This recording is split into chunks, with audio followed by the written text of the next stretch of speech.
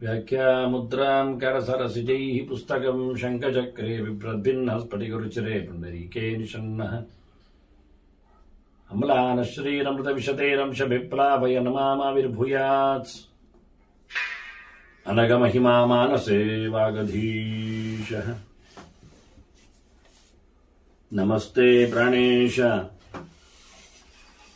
ಪ್ರಣತ ವಿಭವಾ ಯಾಮನಿ ಮಗಾ ನಮಃ ಸ್ವಾಮಿನ್ನ ರಾಮ ಪ್ರಿಯತಮ ನಮನ್ ಗುರುಗುಣ ನಮಸ್ತುಭ್ಯಂ ಭೀಮ ಪ್ರಬಲತಮ ಕೃಷ್ಣೇಷ್ಟ ಭಗವನ್ ನಮಃ ಶ್ರೀಮನ್ಮಧ್ವ ಪ್ರದಿಶ ಸುದರ್ಶನ್ನೋ ಜಯ ಜಯ ಶ್ರೀ ಗುರುಭ್ಯೋ ನಮಃ. ನಾರಾಯಣಂ ಸೂರಗುರುಂ ಜಗದೇಕನಾಥಂ ಭಕ್ತ ಪ್ರಿಯಂ ಸಕಲಲೋಕ ನಮಸ್ಕೃತಂ ಚ ತ್ರೈಗುಣ್ಯವರ್ಜಿತಮಜಂ ವಿಭುಮಾದ್ಯಮೀಶಂ ವಂದೇ ಭವಗ್ರಂ ಅಮರಾಸುರಸಿದ್ಧವಂದ್ಯಂ ನಾರಾಯಣಂ ನಮಸ್ಕೃತ್ಯ ನರಂ ಚೈವ ನರೋತ್ತಮಂ ದೇವೀಂ ಸರಸ್ವತೀಂ ವ್ಯಾಸಂ ತತೋ ಜಯಮುದೀರಯೇ. ವೇದವ್ಯಾಸುರ ಮಹಾಭಾರತದ ಚಿಂತಕರಿಗೆ ವಂದನೆಗಳು. ಅಶ್ವಮೇಧಿಕ ಪರ್ವದ 145ನೆಯ ಪ್ರವಚನ. ಅದೇ ಧರ್ಮರಾಜ ಪಾಪಪ್ರಾಯಶ್ಚಿತ್ತದ ಕೆಲವು ವಿಧಾನಗಳ ಬಗ್ಗೆ ಕೇಳಿದ. ನಾವು ನೋಡ್ತಾ ಬಂದೆವು. ಕೃಷ್ಣ 8-10 ಹೇಳಿದ. ಹಾಗೆ ಸ್ನಾನ ಮಾಡಿ ಹೀಗೆ ಸ್ನಾನ ಮಾಡಿ ಅಂತ ಶಂಖ ತನ್ನಿ ಬಲಮುರಿ ಕೊಂಬು ಹಿಡೀರಿ ಗೋಮೂತ್ರವನ್ನು ಸ್ನಾನಕ್ಕೆ ಉಪಯೋಗಿಸಿ ಹಾಗೆಲ್ಲ ಹೇಳುತ್ತಾ ಪಾದೋದಕದ ಬಗ್ಗೆಯೂ ವಿಪ್ರಪಾದೋದಕ ಬಗ್ಗೆಯೂ ತಿಳಿಸಿಕೊಟ್ಟ ಪ್ರಾಯಶ್ಚಿತ್ತಕ್ಕೆ ಇನ್ನೊಂದು ಬಹಳ ಸುಂದರವಾದ ಒಂದು ವೈದಿಕ ಪ್ರಾಯಶ್ಚಿತ್ತವನ್ನು ಹೇಳುತ್ತಾನೆ. ಬಹಳ ಅಂದ್ರೆ ಕೇಳುವುದೇ ಸಿಗುವುದು ಕಷ್ಟ. ಈಗೊಂದು ವಿಧಾನ ಗುರುತಿಸಿದ್ದಾರೆ. ಭದ್ರನ್ನಃ ಇತಿಯ ಪಾದಂ ವದನ್ ಋಗ್ ಸಂಹಿತಾಂ ತಥಾ ಅಂತ. ಅಥನ್ ಋಗ್ ಸಂಹಿತೆಯ ಒಂದು ಮಂತ್ರ, ವೇದದ ಮಂತ್ರ ಇವತ್ತು ಅವೈಲೇಬಲ್. ಏನು ಕೇಳಿದ್ರೆ ಭದ್ರನ್ನ ಇತಿ 2 ಪದವನ್ನು ಉಲ್ಲೇಖ ಮಾಡಿ ಇತಿಕಾರ ಹಾಕ್ತಾನೆ. ಹೀಗೆ ಅಂತ ಭದ್ರಂ ನಹ ಎನ್ನುವ ಮಂತ್ರ ಅಂತ. ನಾನು ಅಷ್ಟೇ ಹೇಳಿ ಹೋಗ್ಬೋದು. ಭದ್ರನ್ನಹ ಎನ್ನುವ ಮಂತ್ರ ಹೇಳಿ ಪಾಪ ಪ್ರಾಯಶ್ಚಿತ್ತವನ್ನು ಮಾಡಿಕೊಳ್ಳಿ ಅಂತ. ಪಾಪಕ್ಕೆ ಪ್ರಾಯಶ್ಚಿತ್ತ ಅದು ಅಂತ. ಆ ಮಂತ್ರ ಇತಿಯ ಪಾದಂ ಅಂತ ಆಗಿಬಿಟ್ಟಿದ್ದಾನೆ. ಒಂದು ಪಾದ. ವೇದಕ್ಕೆ ಸುಮಾರಾಗಿ 3-4 ಪಾದಗಳಿರ್ತವೆ. ಅದು ಗಾಯತ್ರಿ ಮೀಟರ್ ಅಲ್ಲಿದ್ದರೆ 24 ಅಕ್ಷರದ ವೇದ ಮಂತ್ರ ಆದರೆ ಅಗ್ನಿಮೀಳೆ ಪುರೋಹಿತಂ ಯಜ್ಞಸ್ಯ ದೇವಮೂರ್ತಿಜಂ ಹೋತಾರಂ ರತ್ನಧಾತಮಂ ಅಂತ 3 ಪಾದ. ಕೆಲವೊಮ್ಮೆ ಅನುಷ್ಠುಪಾದ 4 ಪಾದ. ಅತಿ ಛಂದಸ್ಸುಗಳಿಗೆ 5 ಪಾದಗಳು ಬರುವುದುಂಟು. ಇಲ್ಲ ಅಲ್ಲ, 5-6 ಪಾದದವರೆಗೂ ಹೋಗ್ತದೆ. ಇರಲಿ, ಇದು ಒಂದೇ ಪಾದದ ಒಂದು ಮಂತ್ರ. ವಿಶೇಷ ಅಂದ್ರೆ ಋಗ್ವೇದದಲ್ಲಿ ಸಂಹಿತೆಯಲ್ಲಿ 16,000 ಮಂತ್ರವುಳ್ಳ ಋಗ್ ಸಂಹಿತೆಯ ಒಂದು ಶಾಖೆಯಲ್ಲಿ ಸಣ್ಣ ಮಂತ್ರ ಇದು. ಭದ್ರನ್ನೋ ಅಪಿವಾತಯ ಮನಃ ಮುಗೀತು. ಮಂತ್ರ ಆಯ್ತು.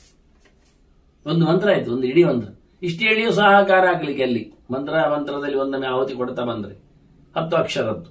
ಭದ್ರಂನೋ ಅಪಿ ವಾತಯ ಮನಃ 10 ಅಕ್ಷರದ್ದು. 10 ಅಕ್ಷರ ಅದು ಪಂಕ್ತಿ ಛಂದಸ್ಸು. ನಿಜವಾಗಿ ವಾಸ್ತವವಾಗಿ ಹಾಗಾಗಿ ಒಂದೇ ಪಾದ 5 ಪದ. ಭದ್ರಂ ನಹ ಅಪಿ ವಾತಯ ಮನಃ. ವಿಶೇಷ ಅರ್ಥ ಹೇಳಬೇಕಾಗಿದೆ. ಇದರಲ್ಲಿ ಏನು ಮಂತ್ರ ಪ್ರಾಯಶ್ಚಿತ್ತ ಇದೆ, ಇದರಲ್ಲಿ ಏನು ಪಾಪ ಪರಿಹಾರ ಆಗುತ್ತೆ, ಇದನ್ನು ನಾವು ಕೇಳಿಕೊಳ್ಳಿಕ್ಕೆ ದೇವರ ಹತ್ರ. ಇದು ಧಿಯೋ ಯೋ ನಃ ಪ್ರಚೋದಯಾತ್ ಹೇಳಿಕೊಟ್ಟ ಹಾಗೆ ಭದ್ರಂ ನಹ ನಮಗೆ ಭದ್ರವನ್ನು ಒಳಿತನ್ನು, ಅಪಿ ಅಂದ್ರೆ ಕೂಡ, ನಮಗೂ ಕೂಡ ಅಂದ್ರೆ ಎಷ್ಟೋ ಯೋಗ್ಯರಿಗೆಲ್ಲ ಕೊಟ್ಟಿದ್ದೀನಿ ಆದರೆ ನಮಗೂ ಕೂಡ, ನಮಗೂ ಅಂದ್ರೆ ನಮ್ಮ ಮನಸ್ಸಿಗೂ, ಮನಃ ಕೊನೆಗುಂಟು, ನಮ್ಮ ಮನಸ್ಸು ಅದು ಒಳ್ಳೆಯದನ್ನು ಒಳಿತನ್ನು, ಭದ್ರಂ ಒಳಿತನ್ನು, ನಹ ನಮ್ಮ ಮನಃ ಮನಸ್ಸು, ಅಪಿ ಅಂದ್ರೆ ಕೂಡ ಮತ್ತು ಅಂತ ಅರ್ಥ. ನಮ್ಮ ಮನಸ್ಸು ಮತ್ತು ನಮ್ಮ ಮನಸ್ಸು ಅಂದ್ರೆ ಒಳಿತನ್ನು. ಏನು ವಾತಯ? ವಾತಯ ಅಂದ್ರೆ ವಾತ ಗತಿ ಸುಖ ಸೇಚನಯೋ ಅಂತ ಪ್ರಾಚೀನದಲ್ಲಿ ಧಾತುಪಾಠದ ಕಥೆ. ವಾತಗತ ಅಂತ ಒಂದು, ವಾತ ಅಂದ್ರೆ ವಾಯು ಅಂತ ಅರ್ಥ ಅಲ್ವಾ, ಗಾಳಿ ಅಂತ ಅರ್ಥ. ಸಂಚಾರ ಮಾಡುತ್ತದೆ ಅಂತ. ಗತಿ ಅಂತ. ಗತಿ ಅಂದರೆ ಏ ಗತ್ಯರ್ಥ ಹತ್ತಿದೆ ಜ್ಞಾನಾರ್ಥಕ ಅಂತೇಳಿ ತಿಳಿವು ಅರಿವು ಎನ್ನುವ ಅರ್ಥ ಇರುವುದರಿಂದ ವಾತಯತು ಒಂದು ಮಧ್ಯಮ ಪುರುಷ. ಆ ಲೆಕ್ಕದಲ್ಲಿ ನನ್ನ ಮನಸ್ಸು ಒಳ್ಳೆಯದನ್ನು ಅರಿಯಲಿ, ತಿಳಿಯಲಿ, ಒಳ್ಳೆಯದನ್ನು ಹೊಂದಲಿ, ಪಡೆಯಲಿ ಎನ್ನುವ ಅರ್ಥ ಬರುವ ಹಾಗೆ ನನ್ನ ಮನಸ್ಸೂ ಕೂಡ ಎನ್ನುವುದರಿಂದ ನನ್ನ ಇಂದ್ರಿಯಗಳು ಅಂತ ಅರ್ಥ ಮಾಡಬಹುದು ಒಂದು. ಮತ್ತೆ ನನ್ನ ಮನಸ್ಸು ಕೂಡ ಇತರರ ಮನಸ್ಸಿನಂತೆ ಅಂತಲೂ ಅರ್ಥ ಮಾಡಬಹುದು. ಇನ್ನೊಂದು ಅರ್ಥ ಇರುವುದು ವಾತಯ ಶಬ್ದಕ್ಕೆ ಸುಖವನ್ನು ಪಡಲಿ ಅಂತ, ಸುಖವನ್ನು ಅನುಭವಿಸಲಿ ಅಂತ. ಹೀಗೆ ಎರಡು ಅರ್ಥಗಳಲ್ಲಿ ಜ್ಞಾನ ಮತ್ತು ಆನಂದವನ್ನು ಬೇಡುವಂತೆ ಈ ಮಂತ್ರ ಇದೆ. ಮುಖ್ಯವಾಗಿ ಕೇಳಿಕೊಳ್ಳುವ ರೀತಿ ಇದು. ಇದು ಮೇಲ್ನೋಟಕ್ಕೆ ಕಾಣುವ ಸುಲಭವಾದ ಅರ್ಥದಲ್ಲಿ ನನ್ನ ಮನಸ್ಸು ಜ್ಞಾನಾನಂದವನ್ನು ಪಡೆಯಲಿ, ಜ್ಞಾನಾನಂದದಲ್ಲಿ ಓಡಾಡಲಿ. ಅಂತಹ ಜ್ಞಾನ ಬರಬೇಕಾದರೆ ಶಾಸ್ತ್ರದಲ್ಲಿ ಅವನಿಗೆ ಅವಕಾಶ ಸಿಗಬೇಕು. ಶಾಸ್ತ್ರ ಓದಿದ್ರು ಅರ್ಥ ಆಗಬೇಕು ಅಂತಿಲ್ಲ, ಕೇಳಿದ್ರು ಅರ್ಥ ಆಗಬೇಕು ಅಂತಿಲ್ಲ, ಸಿಗುತ್ತೆ ಎಂದು ಗೊತ್ತಿಲ್ಲ. ನಚಿಕೇತ ಹೇಳ್ತಾನಲ್ಲ ಅವನಿಗೆ, ನಚಿಕೇತ ಕೇಳಿದ್ದಕ್ಕೆ ಅವನ ನಚಿಕೇತನಿಗೆ ಹೇಳ್ತಾನಲ್ಲ, ಶ್ರವಣಾಯಾಪಿ ಬಹುವೀರ್ಯೋ ನ ಲಭ್ಯ ಅಂತ. ಸಿಗುವುದೇ ವಿರಳ ತಾನೇ ಅಂತಾನೆ. ಎಷ್ಟು ಜನ ಒದ್ದಾಡ್ತಾರೆ. ಕೃಷ್ಣ ಏನ್ ಹೇಳಿದ? ಮನುಷ್ಯಾಣ ಸಹಸ್ರೇಶು ಕಶ್ಚಿತ್ ಯತ್ ಸಿದ್ಧಯೇ ಬಹುನಾ ಜನ್ಮನಾವಂತೆ. ಸಿಗುವವರು ಇಲ್ಲ, ಕೇಳುವವರು ಆಗುವುದಿಲ್ಲ. ಆದ್ರಿಂದ ಜ್ಞಾನ ಬೇಕು ಅಂತ ಹೇಳುವುದು ಸುಲಭ. ಜ್ಞಾನಕ್ಕೆ ಬೇಕಾದಂತಹ ವ್ಯವಸ್ಥೆ. ನಾನೊಂದು ಸರ್ತಿ ಗುರು ಸಮೀಕ್ಷೆ ಬರೀಲಿಕ್ಕಿದ್ದೆ. ಸ್ವಲ್ಪ ವಿಷಯಗಳೆಲ್ಲ ಅಂದ್ರೆ ತಲೆಯಲ್ಲಿ ತುಂಬಾ ಇದೆ, ಕೆಲವು ಸಂಗತಿಗಳನ್ನು ಕೊಟ್ಟು ಹೋಗಬೇಕು ಅಂತ. ಹಾಗೆ ಅದು ವಾಸ್ತವವಾಗಿ ಒಂದು ಸಂಧ್ಯಾ ಸಮೀಕ್ಷದ 3ನೇಯಲ್ಲಿ ಒಂದು ತುಣುಕದು. ಸಂಧ್ಯಾ ವಂದನೆಯಲ್ಲಿ ಗುರು ನಮಸ್ಕಾರ ಬರ್ತದೆ. ಆದಷ್ಟು ಸಂಧ್ಯಾ ಸಮೀಕ್ಷೆಯಲ್ಲಿ ಕೊಟ್ಟಿದ್ದೇನೆ ನಾನು ಗುರುಗಳ ವೈಭವ.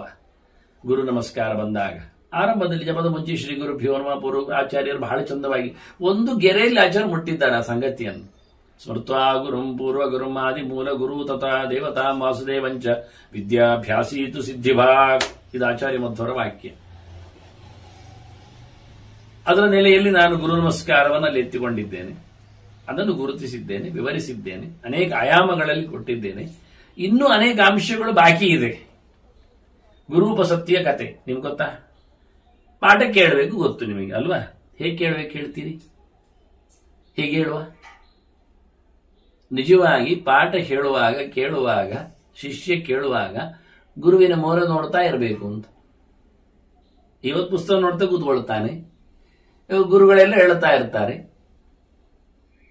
ಇದೆಲ್ಲ ಪ್ರಮಾಣಬದ್ಧವಾಗಿ ಬೇಕಲ್ಲ ನಮಗೆ. ನಾನು ಸುಮ್ಮನೆ ಒಂದು ತಂತ್ರ ಹೇಳಿದ್ದು ನಿಮಗೆ, ಅದೆಲ್ಲ ಅಲ್ಲಿ ಕೊಟ್ಟಿಲ್ಲ ಅಂತ ಹೇಳಲಿಕ್ಕೆ.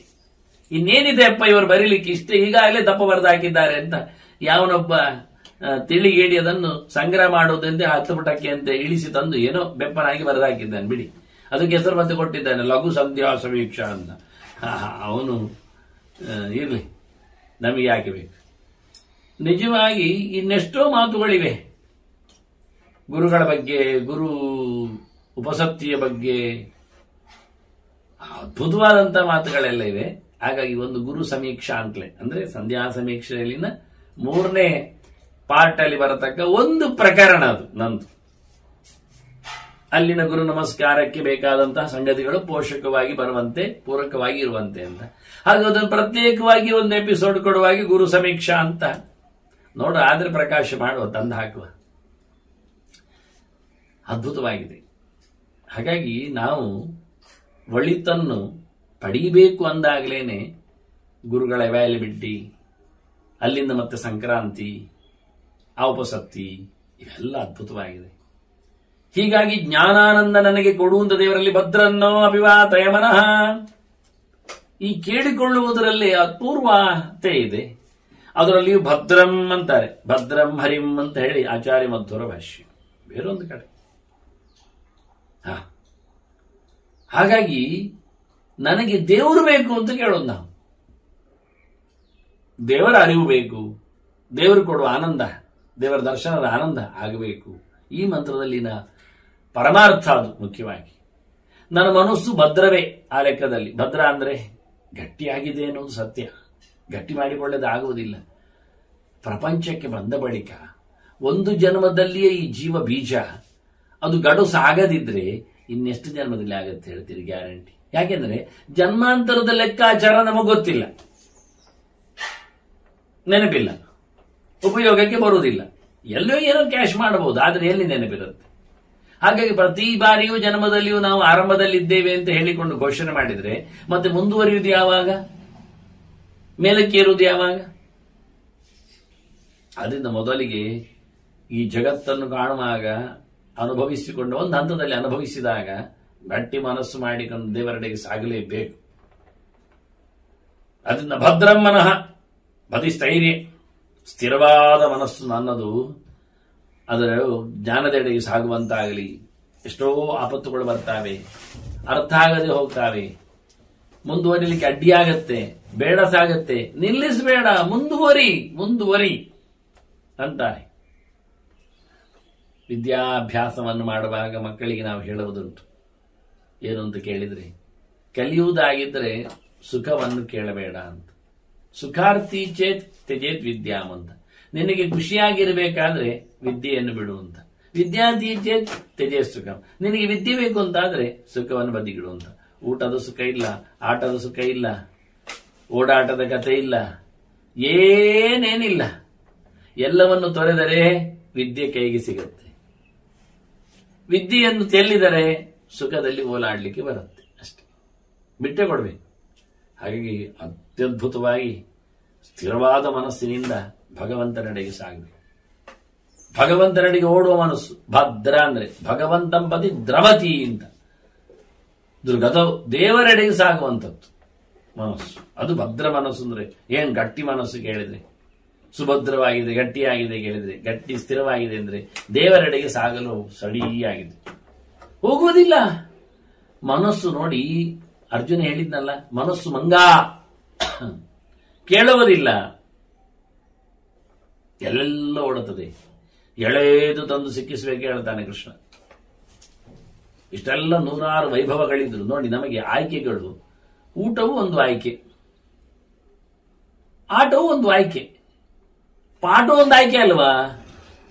ಅದು ಪ್ರಾಣಿಗಳಿಗುಂಟ, ಮರವಟ್ಟುಗಳಿಗುಂಟ, ಸ್ವಂತ ನಮ್ಮದ್ದೇ ಅಲ್ವಾ ಅದು ಆಸ್ತಿ. ಅದ್ರದ್ದು ಏಕೆ ಆಯ್ಕೆಯಲ್ಲಿ ಬರುವುದಿಲ್ಲ? ಆಶ್ಚರ್ಯ ಆಗುತ್ತಲ್ಲ. ಈ ನಮ್ಮ ಭಾರತೀಯ ತತ್ವಶಾಸ್ತ್ರ, ನಾವು ಈ ದೇಶದಲ್ಲಿ ಹುಟ್ಟಿಕೊಂಡು ಅದರ ಸೊಗಸನ್ನು, ಅದರ ಸೊಗಡನ್ನು, ಅದರ ವಿಶೇಷವಾದಂತಹ ಸೊಬಗನ್ನು ಯಾಕೆ ಆಸ್ವಾದಿಸಬಾರದು, ನಮ್ಮದಾಗಿಸಿಕೊಳ್ಳಬಾರದು? ಇನ್ನೆಲ್ಲಿ ಭದ್ರಂ ಭಗವಂತಂ ಅಂತ ಹೇಳಿಬಿಟ್ಟು ದೇವರನ್ನು ನನಗೆ ಕರುಣಿಸಯ್ಯ, ದೇವರ ಅರಿವನ್ನು ನನಗೆ ನೀಡಯ್ಯ, ದೇವರ ಸಾಕ್ಷಾತ್ಕಾರವನ್ನು ನನಗೆ ಮಾಡಿಸಯ್ಯ, ಅವನು ನಮಗೆ ಕೊಟ್ಟ ಆನಂದವನ್ನು ಅನುಭವಿಸುವಂತೆ ಮಾಡಬೇಕು ನನಗೆ. ಆಗಬೇಕಾದ್ರೆ ಸ್ವರೂಪಭೂತವಾದಂತಹ ಅಂದ್ರೆ ಜೀವ ತನ್ನ ಸ್ವರೂಪವಾದ ಮನಸ್ಸಿನಲ್ಲಿ ಅದರ ಅನುಭವಕ್ಕೆ ಹೋಗಬೇಕು ಜೀವ. ಹಾಗಾಗಿ ಬಾಹ್ಯವಾದ ಇಂದ್ರಿಯಗಳನ್ನೆಲ್ಲ ಕಳ್ಕೊಳ್ಬೇಕು, ಅಂದ್ರೆ ಮೋಕ್ಷವನ್ನು ಪಡಿಬೇಕು ಅಂತ ಅರ್ಥ. ಭದ್ರನ್ನು ಅಭಿಮಾತೆ ಮನಃ, ಭದ್ರಂ ಅಂದ್ರೆ ಕ್ಷೇಮವಾದ ತಾಣ ಅಂದ್ರೆ ಮೋಕ್ಷ. ದೇವರು, ಮೋಕ್ಷ, ಆನಂದ, ಜ್ಞಾನ ಎಲ್ಲ ಅರ್ಥಪರವಾಗಿ ಒಳ್ಳೆಯಿತು, ಕ್ಷೇಮ ಎಲ್ಲ, ಯೋಗ ಎಲ್ಲ ಅರ್ಥ ಬರುವಂತೆ ಆ ಮಂತ್ರ.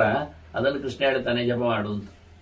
ಪಾಪ ಪ್ರಾಯಶ್ಚಿತ್ತಗೆ ಜಪ ಮಾಡುವಂತ ದೇವರನ್ನು ಕರೆದು ದೇವರಿಂದ ಆನಂದವನ್ನು ಬೇಡುವ, ಜ್ಞಾನವನ್ನು ಕರುಣಿಸುವಂತೆ ಕೇಳಿಕೊಳ್ಳುವ ಈ ಮಂತ್ರವನ್ನು ನಿರಂತರ ಜಪಿಸು, ಇದು ಪಾಪವನ್ನು ನಿವೃತ್ತಿಗೊಳಿಸ್ತದೆ ಅಂತ ಸುಲಭವಾದ ಉಪಾಯ ಹೇಳಿದ. 10 ಅಕ್ಷರಗಳನ್ನು ಕಡಿಮೆ ಅಂದ್ರೆ ದಿನಕ್ಕೆ 100 ಹೇಳಿಕೊಂಡು, ಅಷ್ಟಾದ್ರೂ ಬಾರಿ ಹೇಳಿಕೊಂಡು ಮನಸ್ಸನ್ನು ಗಟ್ಟಿ ಮಾಡಲಿಕ್ಕಾಗತ್ತೆ, ಜ್ಞಾನದೆಡೆಗೆ ಸಾಗಲಿಕ್ಕಾಗತ್ತೆ, ಆನಂದವನ್ನು ಪಡೀಲಿಕ್ಕಾಗತ್ತೆ. ಆರೋಗ್ಯವನ್ನು, ಭದ್ರ ಅಂದ್ರೆ ಆರೋಗ್ಯ ಅಂತ ಅರ್ಥ, ಸರಿಯಾಗಿದ್ದಾನೆ ಅಂತ, ಚೆನ್ನಾಗಿರ್ತಾನೆ ಅಂತ. ಹೀಗಾಗಿ ಬಹಳ ಚಂದವಾಗಿ ಈ ಮನಸ್ಸು ದೇಹ ಇದೆರಡರ ಆರೋಗ್ಯದ ದೃಷ್ಟಿಯಿಂದ, ದೇಹಕ್ಕೂ ಮನಸ್ಸಿಗೂ ಎರಡಕ್ಕೂ ಊಟದ ನೆಲೆಯಲ್ಲಿ ಈ ಚಿಂತನೆಯನ್ನು ಮಾಡಲಿಕ್ಕೆ ಕೃಷ್ಣ ಹೇಳ್ತಾನೆ. ಇನ್ನೊಂದು ಸುಲಭವಾಗಿ ಹೇಳುತ್ತಾನೆ ಕೃಷ್ಣ, ಮಮ ಸೂಕ್ತಂ ಜಪೇತ್ ಯಸ್ತು ನಿತ್ಯಂ ಮದ್ಗತ ಮಾನಸ. ನನ್ನ ಮೇಲೆ ಮನಸ್ಸಿಟ್ಟುಕೊಂಡು ನನ್ನ ಸೂಕ್ತ ಜಪ ಮಾಡಲಿ ಅಂತ. ಈಗ ಈ ಜಪ, ಇದು ನನ್ನ ಸೂಕ್ತ ಅಂದ್ರೆ ವಿಷ್ಣು ಸೂಕ್ತವ ಆದೀತು. ಅದಕ್ಕೂ ಆಚಾರ್ಯರು ಬೆಲೆ ಕೊಟ್ಟಿದ್ದಾರೆ. ವೈಷ್ಣವಂ ಸೂಕ್ತಂ ಅಂತ ಹೇಳಿಕೊಂಡು ಒಂದು ಸ್ಥಾನ ಕೊಟ್ಟಿದ್ದಾರೆ, ಅದು ಹೌದು. ಇನ್ನೊಂದು ಮಮ ಸೂಕ್ತಂ ಅಂದ್ರೆ ಪುರುಷ ಸೂಕ್ತವೂ ಹೌದು, ಪ್ರಧಾನವಾದದ್ದು. ಹಾಗಾಗಿ ಪುರುಷ ಸೂಕ್ತ ಜಪ ಮಾಡಿ. ಪುರುಷ ಸೂಕ್ತ ಎನ್ನುವುದೊಂದು ಪ್ರಧಾನ ಮಂತ್ರ ಅಲ್ವಾ. ಅಷ್ಟಮಹಾಮಂತ್ರದಲ್ಲಿ ಪುರುಷ ಸೂಕ್ತಕ್ಕೂ ಸ್ಥಾನಮಾನ ಇದೆ. ಪ್ರಣವದಂತೆ, ವ್ಯಾಹೃತಿಯಂತೆ, ಅಷ್ಟಾಕ್ಷರದಂತೆ, ವಿಷ್ಣು ಮಂತ್ರದಂತೆ, ದ್ವಾದಶಾಕ್ಷರದಂತೆ, ಮಾತೃಗಾ ಮಂತ್ರಗಳಂತೆ, ಮುಖ್ಯವಾಗಿ ಪುರುಷ ಗಾಯತ್ರಿಯಂತೆ ಪುರುಷ ಸೂಕ್ತವು ಸಹ ಒಂದು ಮಂತ್ರ ಆಗಿದೆ. ಈ ಅಷ್ಟಮಹಾಮಂತ್ರಗಳು ಅಂತ ಅರ್ಥ. 8ರಲ್ಲಿ ನಾನು 8 ಹೇಳಿಕೊಂಡೆ. ಈಗ ಪುರುಷ ಸೂಕ್ತವು ಸೇರಿದೆ ಅಂತ. ದೊಡ್ಡದು ಇದ್ದದ್ರಲ್ಲಿ ದೊಡ್ಡ ಮಂತ್ರ ಪುರುಷ ಸೂಕ್ತ.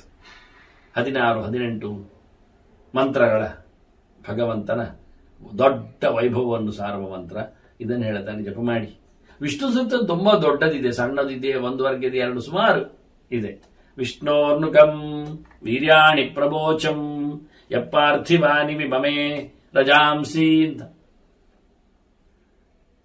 ಭಗವಂತನ ಗುಣಚಿಂತನೆಯನ್ನು ಮಾಡುವುದು ಹೇಗೆ, ಲೆಕ್ಕಿಸುವುದು ಎಲ್ಲಿ? ಈ ನೆಲದಲ್ಲಿರತಕ್ಕ ಮಣ್ಣಿನ ಕಣಗಳನ್ನಾದರೂ ಲೆಕ್ಕ ಮಾಡಿ ಹೇಳಬಹುದಂತೆ. ಅದು ಕಷ್ಟ ಹೇಳೋದು, ಭಗವಂತನ ಗುಣಚಿಂತನೆ ಕಷ್ಟ ಅಂತ. ಹಾಗೆ ಈ ಮಂತ್ರಗಳು ವಿಷ್ಣು ಸೂಕ್ತ, ಇದಂ ವಿಷ್ಣು ವಿಚಕ್ರಮೇ ಅದೋ ದೇವಾವಂತನೋ, ಹೀಗೆಲ್ಲ ವಿಷ್ಣು ಮಂತ್ರಗಳು ತುಂಬಾ ಚಿಂತನೆಯಲ್ಲಿವೆ.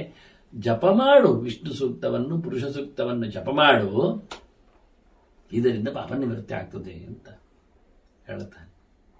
ಧರ್ಮರಾಜ ಮತ್ತೆ ಮುಂದುವರಿಸಿ ಪ್ರಶ್ನೆ ಕೇಳುತ್ತಾನೆ ಕೃಷ್ಣನಲ್ಲಿ. ಕೃಷ್ಣ, ಕೀದೃಶಾಃ ಬ್ರಾಹ್ಮಣಾಃ ಪುಣ್ಯಾಃ ಭಾವಶುದ್ಧಾಃ ಸುರೇಶ್ವರ.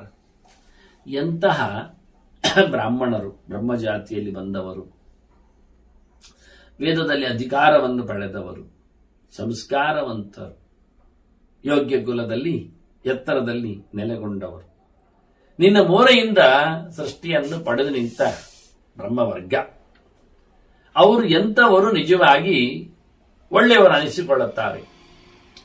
ಹೃದಯ ಶುದ್ಧಿ, ಮನಸ್ಸು ತಿಳಿಯಾಗಿರುವುದು, ಭಾವ ಶುದ್ಧರು ಅಂಥವರು ಹೇಗಿರುತ್ತಾರೆ, ಏನ್ ಕತೆ, ಎಂಥದದು? ಎಂಥವರ ಕರ್ಮ, ಭಾವದ ಶುದ್ಧಿ ಉಳ್ಳವರ ಕರ್ಮ ಹೇಗೆ ಸಫಲ, ಅಲ್ಲದವರ ಇಲ್ಲದವರ ಕತೆ ಹೇಗೆ ನಿಷ್ಫಲ. ಯತ್ಕರ್ಮ ಸಫಲಂ ನೇತಿ ಕಥಯಸ್ವ ಮಮಾನಕ. ಓ ದೇವರೇ ಅಂತ ಕರೀತಾನೆ ಸುರೇಶ್ವರ ಅಂತ. ಯಾಕೆಂದ್ರೆ ಮನುಷ್ಯನ ಮನಸ್ಸು ಪೂರ್ತಿ ಕಂಟ್ರೋಲ್ ಆಗಿರುವುದು ದೇವತೆಗಳಿಂದ. ಅದರಿಂದ ಭಾವದೋಷ, ಭಾವ ದುಷ್ಟ ಆಗ್ಲಿಕ್ಕೆ ಕಾರಣ ಅಲ್ಲಿ ದೇವತೆಗಳು ಸಡಿಲ್ ಬಿಟ್ಟದ್ದು, ದೈತ್ಯರ ಆಕ್ರಮಣಕ್ಕೆ ಒಳಗಾದದ್ದು. ಅದನ್ನು ದೇವರಲ್ಲಿ ಕೇಳ್ತಾನೆ, ಸ್ವಾಮಿ ದೇವರೇ, ಎಂತಹ ತತ್ವಾಭಿಮಾನಿಗಳ ಕೈಯಲ್ಲಿ ಈತ ಸಿಕ್ಕಿದಾಗ ಒಳ್ಳೆಯವನನಿಸ್ತಾನೆ, ಅವನು ಮಾಡಿದ್ದು ಒಳ್ಳೆದಾಗತ್ತೆ, ಸಫಲ ಆಗತ್ತೆ, ಯಾವುದು ಕೆಟ್ಟ ಕೆಲಸ ಅಂತ ಹೇಳಲ್ಪಡತ್ತೆ. ದೇವರನ್ನು ಕರೆಯುವಾಗ ಅನಘ ಅಂತ ಹೇಳ್ತಾನೆ, ಪಾಪ ಇಲ್ಲದವ ಅಂತ ದೇವರನ್ನು. ಭಗವಂತನಿಗೆ ಕರ್ಮದಲ್ಲಿ ದೋಷ ಇಲ್ಲ, ಅವನು ಬದ್ಧನಾಗುವುದಿಲ್ಲ. ಅದನ್ನ ಮಾಡಿದ್ದೇ ಕೆಲಸ ಮಂಡ್ಯ ಸಮ ಇಲ್ಲ ಅಂತಾದ್ರೆ ಹಾಳಾಗತ್ತಲ್ವಾ ಅಂತಾನೆ ಧರ್ಮರಾಜ. ಹೃದಯವಂತಿಗೆ ಇಲ್ಲದವ, ಎಚ್ಚರ ಇಲ್ಲದವ, ಯೋಚನೆ ಮಾಡದವ. ಹಾಗಾಗಿ ಎಂಥ ಕೆಲಸಗಳು ಹೇಗಾಗ್ತವೆ ಅಂತ ಹೇಳಿಬಿಡುವಂತ ಕೃಷ್ಣನಲ್ಲಿಯೇ ಧರ್ಮರಾಜ ಅಂದ್ರೆ ಕರ್ಮರಾಜ. ಅವನು ನಿಜವಾಗಿ ಕರ್ಮರಾಜನೇ. ಯಾಕೆಂದ್ರೆ ಕೆಲವರು ಒಳ್ಳೆ ಕೆಲಸ ಮಾಡಿ ಬರ್ತಾರೆ, ಅವರಿಗೆ ಒಳ್ಳೆಯವನಾಗಿ ಕಾಣ್ತಾನೆ. ಕೆಲವರು ಕೆಟ್ಟ ಕೆಲಸ ಮಾಡಿ ಬರ್ತಾನೆ, ಅವನ ಲೋಕಕ್ಕೆ ಕೆಟ್ಟವನಾಗಿ ಕಾಣ್ತಾನೆ. ಅವನು ವೇಷ ಹಾಕುವುದಲ್ಲ, ಅವರಿಗಾಗಿ ಕಾಣುವುದು. ಅರಸಿನ ಗೊತ್ತ ಕಾಯಲಿದ್ದವನಿಗೆ ಹೊರಗೆಲ್ಲ ನೋಡಿದಾಗ ಹಳದಿ ಕಾಣ್ತದೆ, ಅವ ಪೀತ ಶಂಕ ಅಂತ ಹೇಳ್ತಾನೆ.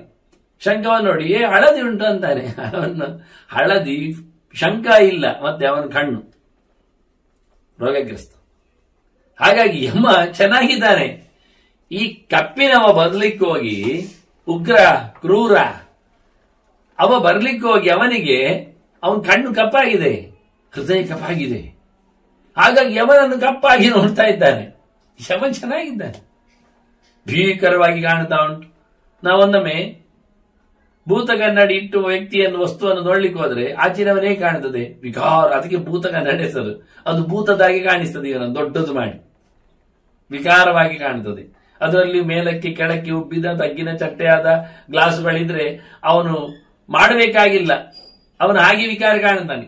ಉರುಟಾದ ಒಂದು ಸೇಬಣ್ಣು ಚಟ್ಟೆ ಆದ ಹಾಗೆ ಕಾಣ್ತದೆ, ಉದ್ದು ಉರುಟಾದ ಮೋರೆ ಅದು ಕುಂಬಳದ ಹಾಗೆ ಬೆಳೆದಿದ್ದು ಕಾಣ್ತದೆ ಅವನಿಗೆ.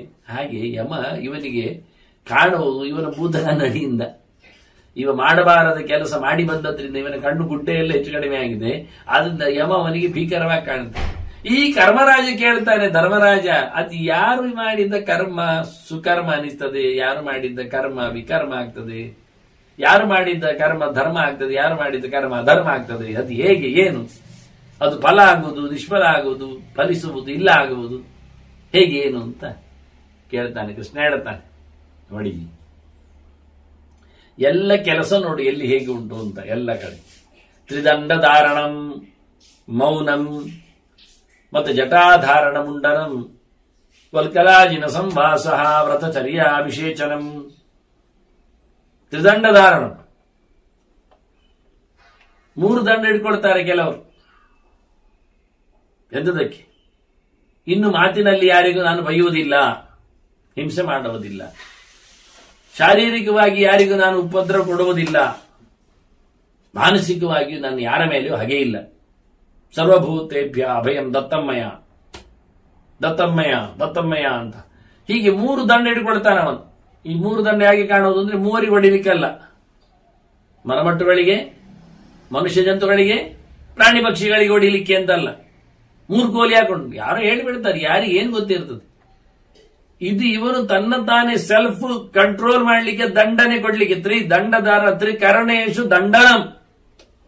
ಇವನು ತನ್ನ 3 ಕಡೆಯ ಇಂದ್ರಿಯಗಳಲ್ಲಿ ಮೇಲೆ ಪ್ರಭುತ್ವವನ್ನು ಸ್ಥಾಪಿಸಿದ್ದಾನೆ ಹೇಳಲಿಕ್ಕೆ ತ್ರಿದಂಡಧಾರಣಂ ಮೌನಂ. ಕೆಲವರು ಹಾಗೆ ಆಯ್ತಲ್ಲ, ಇನ್ನು ಕೆಲವರು ಬಾಯಿ ಮುಚ್ಚಿರ್ತಾರೆ, ಮಾತೇ ಆಡುವುದಿಲ್ಲ. ವೃತ ಮೌನ, ದಿವ್ಯ ಮೌನ. ಒಂದ್ ಕಡೆ ಭಾರ್ಗವತ ಹೇಳುತ್ತದೆ, ನೀನ್ ಬಾಯಿ ಮುಚ್ಚು ಅಂತ ಗೃಹಸ್ಥನಿಗೆ. ಅದು ಹೇಗೆ ಅಂದ್ರೆ, ಅವನು ಹೇಳೋದಿಷ್ಟೇ, ನೀನು ಬಾಯಿ ತೆಗಿಬೇಡ ಅಂತಲ್ಲ, ಮತ್ತೆ ಯಾರು ಏನು ಹೇಳಿದ್ರೆ ಅದಾಯ್ತು ಅಂತ ಹೇಳಿಬಿಡು ಅಂತ. ವಿಚಿತ್ರ. ಮನೆ ಮಂದಿ ಏನು ಹೇಳುತ್ತಾರೋ ಅದನ್ನು ಒಪ್ಪಿಬಿಡು. ಇಲ್ಲ ಅಂದ್ರೆ ಅದಕ್ಕೆ 3/4 ಗಂಟೆ ಗಲಾಟೆ ಆಗತ್ತೆ. ಖಾಲಿ ಇವತ್ತೇನ್ ಮಾಡುದು, ಉಪ್ಪಿಟ್ಟು ಮಾಡುವುದಾ ರೊಟ್ಟಿ ತಟ್ಟುವುದಾ? ಅಯ್ಯೋ 3/4 ಗಂಟೆ ಅದರಲ್ಲೇ ಆಯ್ತು. ಇಷ್ಟೊತ್ತಿನಲ್ಲಿ 2 ಐಟಮ್ ಆಗ್ತಿತ್ತು ಅವ್ರು ಮಾತಾಡದೆ ಕೂತಿದ್ರಿ.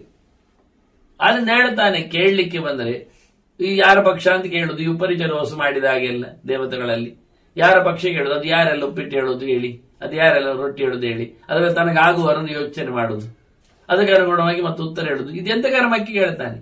ಪಕ್ಷ ವಹಿಸಬೇಡ, ಭಕ್ಷ್ಯ ವಹಿಸುವುದು ಬೇಡ, ನಿನ್ಗೆ ಯಾವ್ದು ಇಷ್ಟ ಅಂತ ನೋಡಬೇಡ, ಯಾರಿಗೆ ಮನೆ ಮಂದಿಗೆ ಯಾವ್ದು ಇಷ್ಟ ಆಗುತ್ತೋ ಅದನ್ನ ಇಷ್ಟ ಅಂತ ಹೇಳಿಕು. ನಿನಗೆ ಬೇಡ ಅಂತ ಅದು ಬೇಡ ಅಂತ ಹೇಳಲಿಕ್ಕೆ ಹೋಗ್ಬೇಡ, ತೋರಿಸಿಕೊಡಬೇಡ. ಮೌನ ಬಹಳ ಚೆನ್ನಾಗಿರುತ್ತೆ. ಮೌನ ಅಭ್ಯಾಸ ಮಾಡಿಕೊಂಡ್ರೆ ಮತ್ತೆ ಏನು ಅನಿಸುವುದಿಲ್ಲ, ಬಹಳ ಎತ್ತರವಾಗಿರುತ್ತೆ. ಇದರಿಂದ ಆರೋಗ್ಯ ಇರ್ತದೆ, ಕೋಪತಾಪಗಳಿಲ್ಲ, BP ರೈಸ್ ಆಗುವುದಿಲ್ಲ, ಮತ್ತೇನು ಯಾವುದೇ ಒಳಗಿನ ಸೆಲ್ಸ್ಗಳು ಹಾಳಾಗುವುದಿಲ್ಲ, ಡ್ಯಾಮೇಜ್ ಆಗುವುದಿಲ್ಲ. ಇದು ಇಂಥ ಕೆಲವು ತ್ರಿದಂಡ ಧಾರಣಂ ಮೌನಂ ಜಟಾ ವಲ್ಕಲ ಧಾರಣ. ಮತ್ತೆ ಹೇಳ್ತಾನೆ, ಕೆಲವರು ಜಟೆ ಬಿಡುತ್ತಾರೆ ಬೇಕಾದಷ್ಟು, ಜಟಾಧಾರಣ, ಟ್ರಿಮ್ ಮಾಡಿಕೊಳ್ಳುವುದಿಲ್ಲ, ಕತ್ತರಿಸಿಕೊಳ್ಳುವುದಿಲ್ಲ, ಅದೊಂದು ವೃತ್ತಾವರತ್ತು ಕೂದಲು ಬಿಡುವುದು. ಕೆಲವರು ಮುಂಡನ ಬೋಳ್ ಮಣ್ಣೆ ಮಾಡಿಕೊಳ್ತಾರೆ, ಹಾಗೊಂದಿರ್ತದೆ. ಮತ್ತು ವಲ್ಕಲಾಜಿನ ಸಂವಾಸ, ಕೆಲವರು ಬಟ್ಟೆ ಬರೆ ಉಟ್ಕೊಳ್ಳುವುದಿಲ್ಲ, ನಾರುಡಿಗೆ ಅಥವಾ ಚರ್ಮ, ಇದರಲ್ಲಿ ಇಷ್ಟೇ. ಅದು ಬೇಸಿಗೆ ಇರಲಿ, ಮಳೆ ಇರಲಿ, ಚಳಿ ಇರಲಿ. ವ್ರತಚರ್ಯ, ಇನ್ನು ಕೆಲವರು ವಿಚಿತ್ರ ವ್ರತಗಳಿರ್ತವೆ. ನೆಲದಲ್ಲಿ ಮಲಗುವುದು, ಮರಕ್ಕೆ ಒರಗಿಕೊಂಡೇ ಕೂತಿರುವುದು, ನಿಂತ್ಕೊಂಡೇ ಇರುವುದು ಇಡೀ ದಿನ. ಇನ್ನು ಕೈ ಮೇಲೆ ಮಾಡುವುದೊಬ್ಬ ಇದ್ದಂತೆ, ವಿಚಿತ್ರ, ಒಂದು ಕೈ ಮಾತ್ರ ಮೇಲೆ ಮಾಡಿ. ಹೀಗೆಲ್ಲ ವ್ರತಚರ್ಯೆ. ಕೆಳಗೆ ಬಿದ್ದದ್ದನ್ನು ಮಾತ್ರ ಎಕ್ಕಿ ತಿನ್ನುವುದು ಈ ನಮೂನೆ. ಯಾರಾದ್ರೂ ಕೊಟ್ಟರೆ ಮಾತ್ರ ತಿನ್ನುವುದು ಮತ್ತೊಂದು ನಮೂನೆ. ಹೇಳಲಿಕ್ಕಿಲ್ಲ, ಕೇಳಲಿಕ್ಕಿಲ್ಲ. ಅಭಿಷೇಚನ, ಇನ್ನು ಕೆಲವರದ್ದು ಮುಳುಗಾಟ, ತೀರ್ಥಕ್ಷೇತ್ರ ಸಂಚಾರ ಮಾಡುವುದು, ಅಲ್ಲಿ ನೀರಲ್ಲಿ ಮುಳುಗುವುದು. ಸಿಕ್ಕಿದ ನದಿಗಳಲ್ಲೆಲ್ಲ ತೀರ್ಥಕ್ಷೇತ್ರ ಸ್ನಾನ, ಪ್ರೋಕ್ಷಣೆ, ಪ್ರಾಶನ ಇವೆ ಅಂತರ್ಚಿಂತನೆಗಳು. ಇನ್ನು ಅಗ್ನಿಹೋತ್ರಂ ಕೆಲವರದ್ದು, ಗೃಹೇವಾಸ, ಸ್ವಾಧ್ಯಾಯ, ದಾರಸತ್ಕ್ರಿಯ. ಇನ್ನು ಅಗ್ನಿಹೋತ್ರ ಕ್ರಮಬದ್ಧವಾಗಿ ದಕ್ಷಿಣಾಗ್ನಿ, ಆಹ್ವನೀಯ ಅಗ್ನಿ, ಮತ್ತೆ ಗಾರವತ್ಯ ಒಂದಕ್ಕಿಂತ ಒಂದು ತಂದು ಅಗ್ನಿಹೋತ್ರ ನಿತ್ಯ, ಸಮಾರಾಧನೆ ಸಾಯಂ ಪ್ರಾತಃ, ಮತ್ತೆ ಬೇಕಾದ ಶ್ರೇಷ್ಠಿಗಳು ಕಾಲಕ್ಕನುಗುಣವಾಗಿ ಕೊನೆಯವರೆಗೆ ಅಪ್ತರೋಯಾಮ, ಅತಿರಾತ್ರ, ಸೋಮಯಾಗ ಇದೆಲ್ಲ ವಾರ್ಷಿಕವಾಗಿ ಮಾಡುವ ಅಗ್ರಹಣಾದಿಗಳಂತೆ. ಅದು ಹೇಳ್ತಾನೆ. ಕೆಲವರು ಅಗ್ನಿಹೋತ್ರ, ಇನ್ನು ಕೆಲವರು ಗೃಹೇವಾಸ. ಇದು ಗೃಹೇವಾಸ ಎನ್ನುವುದು ಒಂದರ್ಥ ಮನೆಯಲ್ಲೇ ಇರುವುದು, ಹೊರಾಗಿ ಹೋಗುವುದಿಲ್ಲ, ಯಾರ ಮೂಸುಂಡು ನೋಡುವುದಿಲ್ಲ ಅವ. ಇದೊಂದು ಬಗೆ. ಮನೆ ಬಿಟ್ಟರೆ ಇನ್ನೆಲ್ಲಿಯೂ ಹೋಗದಂತೆ ಇರುವುದು. ಇದು ನಿಜವಾಗಿ ಗೃಹವಾಸ ಅಂತ ನಾನು ಹೇಳ್ತೇನೆ, ಗೃಹ ಅವಾಸ ಅಂತ ನಾನು ಹೇಳುದು. ಮನೆಯಲ್ಲಿಯೇ ಇಲ್ಲ. ಇದೊಂದು ಕೆಲವರದ್ದು ತಿರುಗ್ತಾನೆ ಇರುವುದು, ಮನೆಗೆ ಬರುವುದಿಲ್ಲ, ಮನೆಯೇ ಇಲ್ಲ, ಅವನಿಗೆ ಮನೆ ಇಲ್ಲ, ಅನಿಕೇತನವ, ಇಂಥ ಕಡೆ ಇದ್ದಾನೆ ಅಂತಿಲ್ಲ, ಹೋಗ್ತಾ ಇರ್ತಾನೆ. ಮನೆ ಮಾಡಿಕೊಳ್ಳಿಲ್ಲ, ಬಾಡಿಗೆ ಇಲ್ಲ, ಉಚಿತ ವಿದ್ಯುತ್ ಬಿಲ್ ಇಲ್ಲ, ಎಂಥದ್ದು ಇಲ್ಲ, ಯಾವುದ ನೆಲೆಯಲ್ಲೂ ಇಲ್ಲ. ಅವನದ್ದು ಏನಿಲ್ಲ, ಸೀದಾ ಎಲ್ಲೆಲ್ಲ ಲಾದಿರ್ತಾನೆ. ಮಾರ್ಗದ ಬದಿಯಲ್ಲಿ ಇದ್ದಾನು, ಕಾಡಿನ ತುದಿಯಲ್ಲಿ ಸಿಕ್ಕಾನು, ಮಂದಿರದೊಳಗೆ ಬಿದ್ದಾನು, ಎಲ್ಲಿ ಏನು ಅಂತಿಲ್ಲ. ಹೀಗೊಂದು ಬಗೆ. ಇನ್ನು ಸ್ವಾಧ್ಯಾಯ, ಓದುವುದು ಓದುವುದು ಓದುವುದು ಓದುವುದು, ಒಳ್ಳೆಯದನ್ನು ಓದುವುದರಲ್ಲೇ ಅವನದ್ದು ದಿನ. ದಾರ ಸತ್ಕ್ರಿಯ, ಮದುವೆ ಮಾಡಿಕೊಳ್ತಾನೆ, ಮಡದಿಯನ್ನು ಪ್ರೀತಿಸ್ತಾನೆ, ಮಕ್ಕಳನ್ನು ಕರುಣಿಸ್ತಾನೆ, ಮತ್ತೆ ಅವರಿಗೂ ಮದುವೆ ಮಾಡಿಸ್ತಾನೆ, ಅವರಲ್ಲಿ ಪ್ರೀತಿಯನ್ನು ಅಲ್ಲ ಹಂಚುತ್ತಾನೆ, ಮತ್ತೆ ಅವರಿಗೂ ಮಕ್ಕಳಾಗ್ತದೆ, ಮುಂದುವರಿತಾ ಇರ್ತದೆ. ಹೀಗೆ ಅದೇನು ಹೇಳ್ತಾರೆ ಕೆಲವೊಮ್ಮೆ, 5 ತಲೆಮಾರನ್ನು ನೋಡಿದಾಗ ಅದು ಆ ಮಗುವನ್ನು ನೋಡಬೇಕಾದ್ರೆ ಬಂಗಾರದ ದೀಪದಲ್ಲಿ ಹಣತೆಯಲ್ಲಿ ದೀಪ ಹಚ್ಚಿ ನೋಡ್ಲಿಕ್ಕೆ ಉಂಟು ಅಂತ. ಹೆಚ್ಚಿನವರ ಮನೆಯಲ್ಲಿ ಬಂಗಾರದ ದೀಪವೇ ಇಲ್ಲ ಈಗ. ಯಾಕೆಂದ್ರೆ ಇದು ಮಾಡಿಕೊಂಡು ಬರಲಿಲ್ಲ. 5 ತಲೆಯನ್ನು ಕಾಣಲೇ ಇಲ್ಲ. 5 ತಲೆ ಕಂಡ್ರೆ ತಾನೇ ಅದರದ್ದೊಂದು ಅಜ್ಜಿ ನೋಡಿದ್ದಾರೆ ಅಂತ ಹೇಳಿ ಒಂದು ಮೆಮೋರಿಯಲ್ ಆಗಿ ಬಂಗಾರದ ದೀಪ ಅಲ್ಲಿ ಉಳಿದಿರ್ತದೆ ಆ ಮನೆಯಲ್ಲಿ. ಯಾರ ಮನೆಯಲ್ಲಿ 5 ತಲೆ ನೋಡಿದ ಕಥೆಯೇ ಕಾಣುವುದಿಲ್ಲ, ಕಣ್ಣು ಮುಚ್ಚಿರ್ತಾರೆ. ಮಕ್ಕಳ ಮಕ್ಕಳ ಮಕ್ಕಳ ಮಕ್ಕಳ ಮಕ್ಕಳನ್ನು ನೋಡುವ ಕಥೆ ಅದು ವಂಶದಲ್ಲಿ. ಇನ್ನು 6-7 ತಲೆಯನ್ನು ನೋಡ್ಲಿಕ್ಕೆ ಬರ್ತದೆ. ಕೃಷ್ಣನಲ್ಲಿ ಇತ್ತು, ಶೂರಸೇನ ಇದ್ದ, ವಸುದೇವ ಇದ್ದ, ಕೃಷ್ಣ ಇದ್ದ, ಪ್ರದ್ಯುಮ್ನ ಇದ್ದ, ಅನಿರುದ್ಧ ಇದ್ದ, ಸುಭದ್ರ ಇದ್ದ. ಈಗ ನೋಡಿ ಅವರ ತಲೆಮಾರು ಒಂದೇ ಇದ್ದಾಗಲೇ ಇವರೆಲ್ಲ ಜೀವಂತವಾಗಿ ಹಾಗೆ ಇದ್ರು ಯದುವಂಶದಲ್ಲಿ. ಹೀಗಾಗಿ ಯದುವಂಶದಲ್ಲಿ ಕೋಟಿಗಟ್ಟಲೆ ಜನ ಆದದ್ದು. ಒಂದೊಂದು ತಲೆಯಲ್ಲಿ 10 ಜನ ಇದ್ರು, ಆಚೆ ಈಚೆಗೆಲ್ಲ ಸೇರಿಕೊಂಡಾಗ. ಅವರ ಮನೆಯಲ್ಲೆಲ್ಲ ಕಂಡಾಬಿಟ್ಟೆ ಬಂಗಾರ ದೀಪಗಳೇ ಇದ್ದಿರಬಹುದು ಮುಂದೆ ಮುಂದೆ ನೋಡಿದಾಗ. ಇದೊಂದು ವಿಷಯ. ನಾರದತ್ಕ್ರಿಯ ಸರ್ವಾಣ್ಯೇತಾನಿ ವೈ ಮಿಥ್ಯಾ. ಕೃಷ್ಣ ಹೇಳಿದ ಇದೆಲ್ಲ ಡೋಂಗಿ ಅಂದ. ಆಯ್ತಾ ಇಲ್ಲ, ಏನಿಲ್ಲ, ಇದೆಲ್ಲ ಪೂಟಾಟಿಗೆ, ಪ್ರಯೋಜನ ಇಲ್ಲದ ಕಥೆ. ದೇವರು ಹೇಳಿದ್ದಾನ ಮಂಡೆ ಬೋಡಿಸ್ಕೊಂಡು ತಿರುಗಬೇಕು ಅಂತ. ಮುಂಡನ ಚಂಡಿನಾಗೆ ಕಾಣ್ತದೆ, ಚಂದ ಕಾಣ್ತದೆ. ಮಳೆ ಬಿದ್ರೂ ಗೊತ್ತಾಗುದಿಲ್ಲ ಇಳಿದದ್ದು ನೀರು. ತಬಲೆ ಕಂಕಣೆ ಹಾಕಿದ್ದು ಪ್ರಯೋಜನ ಎಲ್ಲಿ ಉಂಟು ಕೇಳ್ತಾನೆ ಇವ. ಸರ್ವಾಣ್ಯೇತಾನಿ ಮಿಥ್ಯಾ ಅಂದ. ಎಂತದ್ರಿ ನೀವು ಹಾಗೆ ಹೇಳುದು? ಎಲ್ಲ ಸುಮಾರು ಪ್ರವಚನದಲ್ಲೆಲ್ಲ ಬಂದಿದೆ ಹಾಗೆ ಹೇಳ್ತಾನೆ. ನಾನು ಕೇಳಿ ಇಲ್ಲಿ ಯದಿ ಭಾವೋನ ನಿರ್ಮಲಹ ಅಂದ ಕೃಷ್ಣ. ಒಂದು ಕೊನೆಗೆ 8 ಅಕ್ಷರ ಸೇರ್ತದೆ.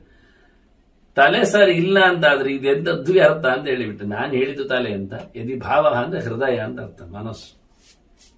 ತಿಳಿಯಾದ ಮನಸ್ಸು ಇಲ್ಲದಿರೆ ಭಾವೋ ಭಕ್ತಿಶ್ಚ ಭಜನಂ, ಭಗವಂತನ ಮೇಲಿನ ಪ್ರೀತಿ ಭಕ್ತಿ ಇಲ್ಲದಿದ್ದರೆ ಇದೆಲ್ಲ ವ್ಯರ್ಥ. ಇದು ನಾಟಕ.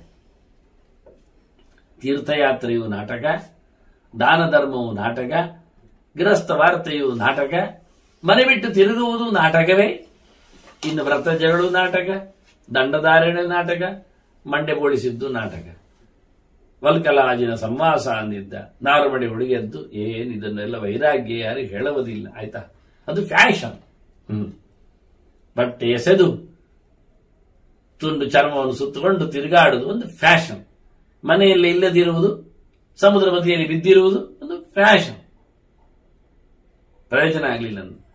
ಭಕ್ತಿಗಾಗಿ, ಭಗವಂತನಿಗಾಗಿ ಮಾಡಿದ ಕತೆ ಇದ್ರೆ ಮಾತ್ರ ನಾನು ಒಪ್ತೇನೆ ಅಂತ ಕೃಷ್ಣ ಈ ಎಲ್ಲ ಆಟಗಳಿಗೆ ಒಂದು ಫುಲ್ ಸ್ಟಾಪ್ ಕೊಟ್ಟ. ಶೀಲೇನ ದೇವಾಹ ತುಷ್ಯಂತಿ ಶ್ರುತಯಸ್ತತ್ರ ಕಾರಣಂ. ಎಲ್ಲ ದೇವತೆಗಳು, ದೇವರು ಇಷ್ಟಪಡುವುದೇನು ಕೇಳಿದರೆ ಮನುಷ್ಯನ ವೃತ್ತಿಯನ್ನು, ವೃತ್ತವನ್ನು, ಚರಿತ್ರೆಯನ್ನು, ಚರ್ಯೆಯನ್ನು, ಶೀಲ. ಅವತ್ತು ಹಿಮಾಲಯ ಹೇಳಿದ್ನಲ್ಲ, ನನಗೆ ಮಗಳು ಪಾರು ಇದ್ದಾಳೆ, ಪಾರ್ವತಿ, ನನಗೆ ತುಂಬಾ ಇಷ್ಟ ಅವಳು. ಹೇಳುದು ಹೆಣ್ಮಗಳಲ್ವಾ, ಗಂಡಲ್ಲಲ್ವಾ ಅಂದ್ರೆ ಅದೆಲ್ಲ ಹಾಗೆ ಮೂದಲಿಸುವವರಿಗೆ ಹೇಳಬೇಕಿದನ್ನು. ಅವ ಹೇಳ್ತಾನೆ, ದಶಪುತ್ರ ಸಮಾಪುತ್ರಿ ಅಂದವ. ಹೆಣ್ಮಗಳು ನನಗೆ ಇವಳು 10 ಮಕ್ಕಳಿಗೆ, ಗಂಡು ಮಕ್ಕಳಿಗೆ ಸಮ. ಇದು ಶಾಸ್ತ್ರ. ಯದಿನ ಸ್ಯಾಶೀಲ ವರ್ಚಿತ ಸೇರಿಸ್ತಾನೆ ಹಿಮಾಲಯ. ಅವಳೊಂದೊಮ್ಮೆ ಚಾರಿತ್ರ್ಯ ಕೆಟ್ಟವಳು ಅಲ್ಲದೆ ಆಗಿದ್ರೆ ಅವಳು ನನಗೆ 10 ಗಂಡು ಮಕ್ಕಳಿಗೆ ಸಮ ಅಂತ. ಇದು ಶಾಸ್ತ್ರಕಾರರ ಕಥೆ.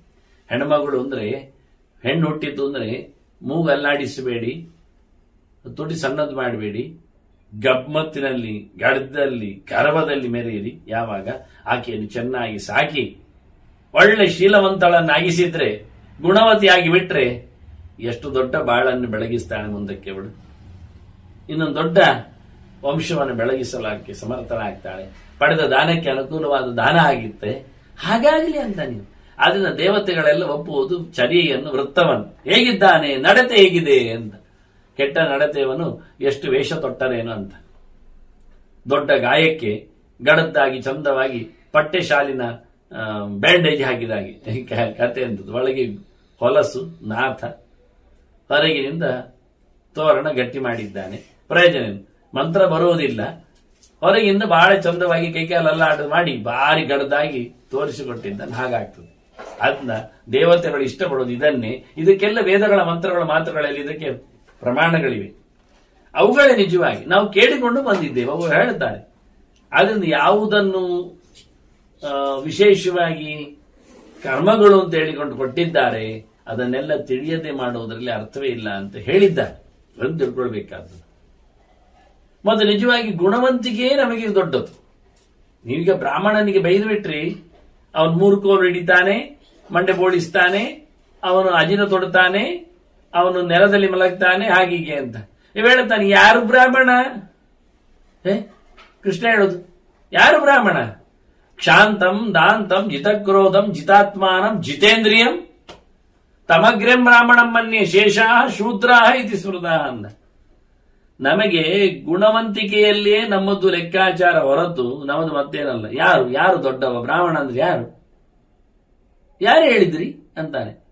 ಅವನಲ್ಲಿ ಒಳ್ಳೆ ಕ್ಷಮೆ, ದಮ, ಇಂದ್ರಿಯ ನಿಗ್ರಹ, ಒಳ್ಳೆ ಭಗವಂತನ ಮೇಲಿನ ಪ್ರೀತಿ, ಎಚ್ಚರ, ಆತ್ಮನಿಗ್ರಹ, ಹಾಗೆ ಒಳ್ಳೆ ರೀತಿಯಿಂದ ಕೂಲ್, ಗಲಾಟೆ ಮಾಡದೆ, ಕೋಪ ಮಾಡದೆ, ರೇಗಿಸಿಕೊಳ್ಳದೆ, ಕರಾಳನಾಗದೆ, ಉಗ್ರನಿಸಿಕೊಳ್ಳದೆ ಯಾರು ಇರ್ತಾನೆ ಅವನೇ ನಿಜವಾಗಿ ಬ್ರಾಹ್ಮಣ.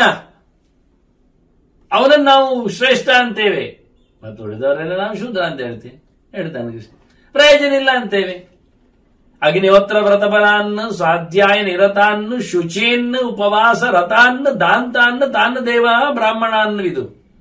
ಬ್ರಾಹ್ಮಣರ ಕ್ವಾಲಿಟಿ ಹೇಳಿ ಅಂತಾನೆ, ಗುಣಲಕ್ಷಣ ಹೇಳಿ. ದೇವತೆಗಳು ಯಾರನ್ನು ಹೇಳ್ತಾರೆ ಅಂತ? ಅಗ್ನಿಹೋತ್ರ ವ್ರತಪರಾನ್, ಪ್ರತಿನಿತ್ಯ ಅಗ್ನಿ ಕಾರ್ಯ ಮಾಡಬೇಕು.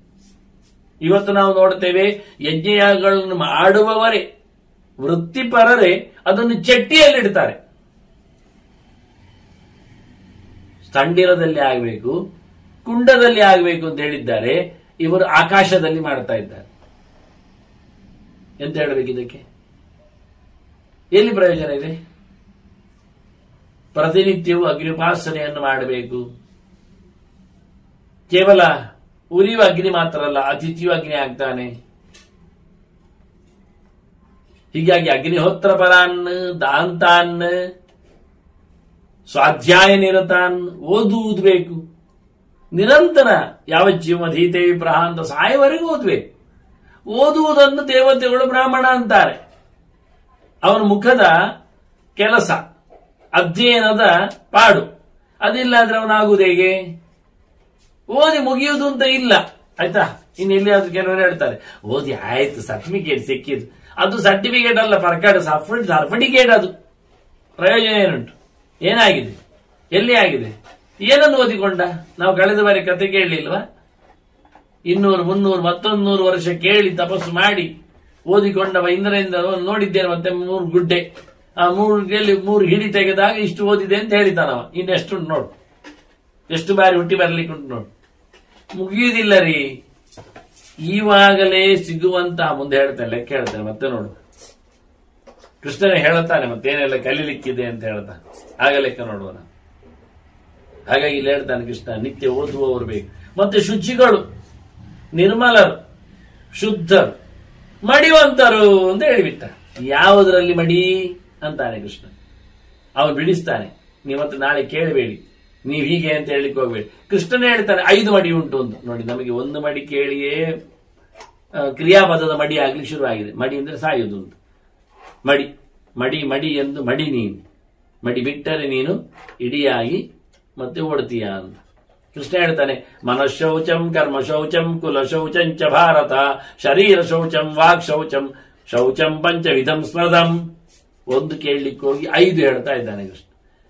1 ಮಡಿಯ ಬಗ್ಗೆ ನಾವು ಪ್ರಶ್ನೆ ಕೇಳಿದ್ರೆ ಅದೆಂತದ್ದು ಮಡಿ ಅಂತ ಲೇವಡಿ ಮಾಡಿದ್ರೆ ಅದಕ್ಕೆ ಅವನಿಷ್ಟು ನಮಗೆ ಕಾಮಿಡಿ ಮಾಡ್ತಾನೆ. ಹಿಡೀರಿ 5 ಮಡಿ ಅಂತ ಹೇಳ್ತಾ ಇದ್ದಾನೆ. ನೋಡಿ, ಮೊದಲಿಗೆ ಅವನು ಹೇಳುದು ಮತ್ತೆ ಹೇಳ್ತಾನೆ ಕೊನೆಗೆ, ಈ ಎಲ್ಲ ಮಡಿಗಳಲ್ಲಿ ಪ್ರಧಾನ ಮಡಿ ಕೇಳಿದ್ರೆ ಯಾವುದು ಕೇಳಿದ್ರೆ ಹೃದಯ ಮಡಿ, ಅಂದ್ರೆ ಹೃದಯ ಮಡಿ, ಭಾವಶುದ್ಧಿ. ಮನಸ್ಸು ತಿಳಿ ಉಂಟ, ಮನಸ್ಸು ಮಡಿ ಉಂಟ, ಅವನು ಮಾಡಿದ್ದು ಮಡಿ, ಅವನು ಮಡಿವಂತ. ಮನಸ್ಸು ಹಾಳುಂಟ, ಮೊದಲು ಶುರು ಮಾಡಿದ್ದ ಅಲ್ಲಿಂದವ. ಹೇಳುವಾಗ್ಲೇ ಅತಿ ಭಾವೋ ನಿರ್ಮಲ ಶುರು ಮಾಡಿದ್ದಲ್ಲಿಂದ. ತಲೆ ಸರಿ ಇಲ್ಲ ಆದ್ರೆ ಎಂತ ಮಾಡಿದ್ದು ಸರಿ ಇಲ್ಲ ಅಂತ. ತಲೆ ಅಂದ್ರೆ ತಿಳಿಯಾದ ಚಿಂತನೆ ತಲೆ ಒಳಗಿತ್ತು. ಓದದವ ಏನ್ ಮಾಡುತ್ತಾನೆ, ಏನ್ ತಿಳ್ಕೊಳ್ತಾನೆ, ಏನ್ ನಡೀತಾನೆ. ಹಾಗಾಗಿ ಮೊದಲು ಕಲಿ ಮತ್ತೆ ನಲಿ ಅವನು ಹೇಳು. ಅದಕ್ಕೋಸ್ಕರ ಮೊದಲು ತಿಳಿ, ಮತ್ತೆ ನೀನು ತಿಳಿ ಆಗ್ತೀಯ, ಸರಿ ಆಗ್ತೀಯ. ಇದು ಕದಲಿ ಹೋಗಿದೆ, ಕದಡಿಸಿ ಹೋಗಿದೆ, ಕರಡಿಸಿ ಆಗಿದೆ. ಅದು ಮೊದಲು ಹೇಳ್ತಾನೆ ಮನಃಶೌಚವೇ ಪ್ರಧಾನ ಶೌಚ. ಅದು ಇದ್ದರೇನೆ ಎಲ್ಲ ಉಂಟು ಅಂತ ಅರ್ಥ. ಅದರಿಂದ ಮನಃಶೌಚದಿಂದಲೇ ಎಲ್ಲವೂ ಲಭ್ಯ. ಸ್ವರ್ಗಾದಿಗಳು ಸಿಗುವುದೇ ಮನಸ್ಸು ಶುದ್ಧನಾದನಿ. ಆದ್ರಿಂದ ನಾವು ಕೇಳಿ ಜಸ್ಮರೇ ಪುಂಡರೀಕಾಕ್ಷಂ ಸಭಾಖ್ಯ ಬೆಂತರ ಶುಚಿ ಅಂತ. ಹೊರಗೆ ನೀವು ಮಿಂದರೆ ಮಡಿ ಅಂತ ಹೇಳಿಕೊಳ್ಳಬಹುದು, ಘೋಷಣೆ ಮಾಡಬಹುದು, ಮುಳುಗೆದ್ದಿದ್ದೇವೆ ಅಂತ. ಆದ್ರೆ ಒಳಗೆ ಮುಳುಗ್ಲಿಕ್ಕೆ ಆಗ್ತದ? ಬಾಯಿ ತೆರೆದು ಮುಳುಗುವುದಾ? ಒಳಗೆ ಚಂಡೆ ಆಗತ್ತಾ? ಪೂರ ನೀರು ಕುಡಿದ್ರೆ ಆಗತ್ತಾ? ಕಾಲಿನವರೆಗೆ ನೀರು ತುಂಬಿಸಿದ್ರೆ ಆಗತ್ತೆ? ಹೇಗಾಗುತ್ತೆ ಅದು? ಬಾಟ್ಲಿಯ ನಮ್ಮ ತಲೆ, ನಮ್ಮ ಮೈ, ಅದನ್ನ ಭಗವಂತನ ಚಿಂತನೆ ಮಾಡಿ ಅಂತ ಹೇಳ್ತಾರೆ. ಭಾವ ಮನಃಶೌಚಂ ಕರ್ಮ ಶೌಚಂ. ಒಳ್ಳೆ ರೀತಿಯ ಕೆಲಸ ಮಾಡಿ, ತಪ್ಪಿಲ್ಲದೆ ಹೇಳಿದಂತೆ ನಡೆಸಿಕೊಳ್ಳಿ. ಆದಷ್ಟು ಕಮ್ಮಿ ಕೆಲಸಗಳನ್ನು ಒಪ್ಪಿಕೊಳ್ಳಿ, ಹೆಚ್ಚೆಚ್ಚು ವಹಿಸಿಕೊಳ್ಳಬೇಡಿ. ಅದನ್ನು ಸರಿಯಾಗಿ ನಿಧಾನವಾಗಿ ಬುದ್ಧಿಪೂರ್ವಕವಾಗಿ ಹಿಂಸೆ ಯಾರಿಗೂ ಆಗದಂತೆ ನಡೆಸಿ. ಕರ್ಮದಲ್ಲಿಯೂ ಶುಚಿವಂತೆ ಕಾಪಾಡಿಕೊಳ್ಳುವುದು, ಕರ್ಮದಿಂದಲೂ ಶುದ್ಧನಾಗಲಿಕ್ಕೆ ಬರ್ತದೆ. ಒಳ್ಳೆ ಕರ್ಮಗಳನ್ನು ಮಾಡುವ ಮೂಲಕ, ಕರ್ಮವನ್ನು ಫಲರಹಿತವಾಗಿ ಮಾಡುವ ಮೂಲಕ, ಕರ್ಮವನ್ನು ದೇವರಿಗೆ ಸಮರ್ಪಿಸುವ ಮೂಲಕ ಅವನು ಕರ್ಮಶುಚಿ, ಕರ್ಮಶುದ್ಧ ಅಂತ ಹೇಳಲಿಕ್ಕೆ ಆಗ್ತದೆ. ಮತ್ತೆ ಅವನಿಗೆ ಹೇಳಿಸಿದ ಕರ್ಮವನ್ನು ಮಾಡುವ ಮೂಲಕ ಅದನ್ನು ಮುಂದೆ ಅದನ್ನು ಬಿತ್ತರಿಸ್ತಾನೆ ಕೃಷ್ಣ. ಮತ್ತೊಂದೇನು? ಕುಲಶೌಚಂಚ, ಹುಟ್ಟಿ ಬರುವ ಬಗೆ, ಸಂಸ್ಕಾರವಂತನಾಗಿ ಬರಬೇಕು, ಉಳಿಸಿಕೊಳ್ಳಬೇಕು. ಉಪನಯನ ಆಗಿದ್ದೀರಿ, ಮತ್ತೆ ಉಪಯುಕ್ತ ನಾವು ಮನೆಯಲ್ಲೇ ಬಿಟ್ಟಿದ್ದೀವ್ರಿ. ಮತ್ತೀಗ ನಾವು ಕೆಲಸಕ್ಕೆ ಬಂದಿದ್ದೀವ್ರಿ. ಏನಾಯ್ತು ಈಗ? ಇನ್ನು ರಿಟೈರ್ಡ್ ಆದಂತ ಹಾಕೊಳ್ತೀವ್ರಿ. ಅದೆಂತ ಕರ್ಮಕ್ಕೆ? ಎಂತಕ್ಕೆ ರಿಟೈರ್ಡ್ ಆದಂತ ಹಾಕೊಳ್ಳೋದು? ಆಯ್ತಲ್ಲ, ಅದನ್ನೇ ರಿಟೈರ್ಡ್ ಮಾಡಿ ಆಯ್ತಲ್ಲ, ಮತ್ತೆಂತ. ನೋಡಿ, ಇವರು ವ್ಯಾಪಾರ ವ್ಯವಹಾರದಲ್ಲಿದ್ದಾಗ, ಆಫೀಸ್ ಗೀಫೀಸ್ ಎಲ್ಲ ಹೋದಾಗ, ಲೋಕವಾರ್ತೆಯಲ್ಲಿ ಮುಳುಗಿದಾಗ ಅವರಿಗೆ ಸಂಸ್ಕಾರ ಆಗಿದೆ. ಬಹಳ ಖರ್ಚು ಮಾಡಿ ತಂದೆ ತಾಯಿಗಳು ಕ್ಷೇತ್ರ ಅಂತ ಹೇಳಿ ಕರ್ಕೊಂಡೋಗಿ 10-50 ಸಾವಿರ ಖರ್ಚು ಮಾಡಿ ಎಲ್ಲ ನಡೆಸಿರ್ತಾನೆ. ಇದವರಿಗೆ ಒಂದು ಆಟದ ವಸ್ತುವಿನಂತ ಆಗುತ್ತೆ, ಕಾಟದ ಥಿಂಗ್ಸ್ ಅನಿಸಿಕೊಳ್ಳುತ್ತೆ. ಹೇಳ್ತಾರೆ ಅವರು ಮತ್ತೆ ಮನೆಗೆ ಅದನ್ನು ಥ್ರೆಡ್ ಸೆರಾಮನಿ ಅಂತ, ದಾರದ ಕಾಟ ಅಂತ ತೆಗೆದಾಕ್ತಾರೆ. ಪ್ರಯೋಜನ ಇಲ್ಲ. ಸಾಮಾನ್ಯವಾಗಿ ಕೈಯಲ್ಲಿ ಒಂದಿಷ್ಟು ಕಪ್ಪು ಕೆಂಪು ಅದು ಇದು ಅಂತೇಳಿ ಒಂದು ಮುದ್ದೆ ದಾರವನ್ನು ಕಟ್ಟಿಕೊಳ್ಳುತ್ತಾರೆ. ಒರ್ಬಡಿ ಕುತ್ತಿಗೆಗೂ ಬೇಕಾದ್ರೆ ಹಾಕೊಳ್ತಾರೆ, ಕಾಲಿಗೂ ಬೇಕಾದ್ರೆ ಕಟ್ಟಿಕೊಳ್ಳುತ್ತಾರೆ. ಈ ಹೆಗಲಿಗೊಂದು ಹಾಕಿದ ಉಪಯುಕ್ತ ನೋಡಿಕೊಂಡಾಗ ಅವರಿಗೆ ಅಸಹ್ಯ ಆಗ್ತದೆ. ಅದು ಸಂಸ್ಕಾರಯುತವಾಗಿ ಮಂತ್ರಮಯವಾಗಿ ಹಾಕಿದಾಗ ಅದನ್ನ ಹೇಳ್ತಾನೆ ಕೃಷ್ಣ ಇಲ್ಲಿ. ಕುಲ ಶೌಚಂ, ಸಂಸ್ಕಾರದಿಂದ ವಂಶವನ್ನು ಸರಿ ಮಾಡಿಕೊಳ್ಳಲಿಕ್ಕೆ ಬರ್ತದೆ. ಅದು ಹುಟ್ಟಿ ಬಂದಿರುವ ಕಥೆಯನ್ನು ಇಟ್ಕೊಳ್ಳಿಕ್ಕೆ ಆಗತ್ತೆ. ಶುದ್ಧವಾಗಿ ಬಂದಿರಬೇಕಾಗುತ್ತೆ. ಅದ್ರ ಬಗ್ಗೆ ಸ್ವಲ್ಪ ಮಾತನ್ನು ಹೇಳ್ತಾನೆ ಅವನು ಮುಂದೆ ಇರಲಿ. ಇನ್ನೊಂದು ಶರೀರ ಶೌಚಂ, ವಾಕ್ ಶೌಚಂ. ದೇಹ ಸರಿ ಇರಬೇಕು. ದೇಹಕ್ಕೆ ಮೀಯುವುದು ಒಂದು ಮುಖ್ಯ, ಒಳ್ಳೆ ಬಟ್ಟೆಯನ್ನು ಹಾಕುವುದು ಒಂದು ಮುಖ್ಯ, ಆದಷ್ಟು ಸಂಪರ್ಕವನ್ನು ತಪ್ಪಿಸಿರುವುದು ಇನ್ನೊಂದು ಮುಖ್ಯ. ಶರೀರ ಈಗಂದ್ರೆ ನಮ್ಗೆ ಗೊತ್ತಾಗ್ತದೆ, ಈ ಕೊರೋನಾದ ಪೀರಿಯಡ್ಗಳಲ್ಲೆಲ್ಲ ಯಾರನ್ನು ಮುಟ್ಟಬಾರದು, ಯಾವುದನ್ನು ಮುಟ್ಟಬಾರದು ಅಂತ. ಇದು ನೀವು ಪಟ್ಟಿ ಮಾಡಿ ಕೊಡ್ತಾನೆ ಕೃಷ್ಣ ಮತ್ತೆ ಹೇಳುವಾಗ. ಇರ್ಲಿ, ಅದನ್ನ ಶರೀರ ಶೌಚಂ ವಾಕ್ ಶೌಚಾಂ, ಮಾತು ಸ್ವಲ್ಪ ಚೆನ್ನಾಗಿರ್ಲಿ ಅಂತ. ಅದರಿಂದ ಹಾಳಾಗುತ್ತೆ. ಅದು ಮೊದಲು ಮಾತಾಡಿದ ನಂತರ ಮೊದಲು ಯಾರು ಕೇಳುವುದು? ಅವನೇ ಮತ್ತೆ ಉಳಿದವರು ಕೇಳುದು. ಅಂದ ವಚನೇಕ ದರಿದ್ರತಾ ಅಂತ ಮಾತಿಗೇನು ಬರ, ಕೆಟ್ಟದಾಗದಿರಲಿ, ಹೆಚ್ಚು ಉದ್ದ ಬಾರದಿರಲಿ, ತಪ್ಪು ಹೆಚ್ಚು ಬಾರದಿರಲಿ, ವ್ಯರ್ಥವಾಗಿ ಹೆಚ್ಚು ಆಗದಿರಲಿ. ನಾನು ಕೆಲವರು ಮಾತಾಡುವಾಗ ಹೇಳುವುದುಂಟು, ಬಂದು ತಿಳಿಸಿಕೊಡುವಾಗ ಹೆಚ್ಚಾಗಿ ಲೋಕವಾರ್ತೆ ಪರಜನ ವಾರ್ತೆ. ಆಗ ಸುಮ್ಮನೆ ಕೇಳುವುದುಂಟು, ಅವ್ರು ಹೇಳಿದ್ರ ಹೇಳಲಿಕ್ಕೆ ಅಂತ. ಇಲ್ಲ ಅಂತಾರೆ ಮೊದಲಿಗೆ. ಅವರು ಭಾರ ಖುಷಿಯಲ್ಲಿ ಹೇಳ್ತಾರೆ, ಇಲ್ಲ ಅಂತ ಹೇಳ್ತಾರೆ. ಹೇಳಲಿಕ್ಕೆ ಹೇಳದಿದ್ದಾಗ ನೀವು ಯಾಕೆ ಹೇಳಬೇಕು ಅಂತ ಕೇಳುತ್ತೇನೆ. ಸಿಕ್ಕಿ ಬೀಳ್ತದೆ ಅವರಾಗ, ಹೌದಲ್ಲ? ಮತ್ತೆ ನಾನು ಕೇಳುತ್ತೇನೆ, ಅಲ್ಲ ನೀವು ಹೇಳಿ ಪರವಾಗಿಲ್ಲ, ಅದು ನನಗೆ ಬೇಕಿತ್ತಾ ಅಂತ ಕೇಳುತ್ತೇನೆ. ನನಗೆ ಬೇಕಾಗುತ್ತಾ, ನನ್ನ ಉಪಯೋಗಕ್ಕೆ ಬರುತ್ತೆ ಅಂತ ಹೇಳ್ತೀರಾ? ಅದೇ ಗೊತ್ತು ನಿಮಗೆ ಉಪಯೋಗ ಬರುತ್ತೆ ಇಲ್ಲ ಅಂತ. ಹೌದಾದ್ರೂ ಅಲ್ಲ ಅದು ಇಲ್ಲ. ಅದನ್ನ ಇಡೀ ಲೋಕ ವಾರ್ತೆಗಳು, ಮಗದೊಬ್ಬರ ಮನೆ ಹಾಳು ಮಾಡುವ, ಕಿವಿ ಕಚ್ಚುವ ಗೀತೆಗಳು, ಇವೆಲ್ಲ ಬೇಡ ಅಂತ.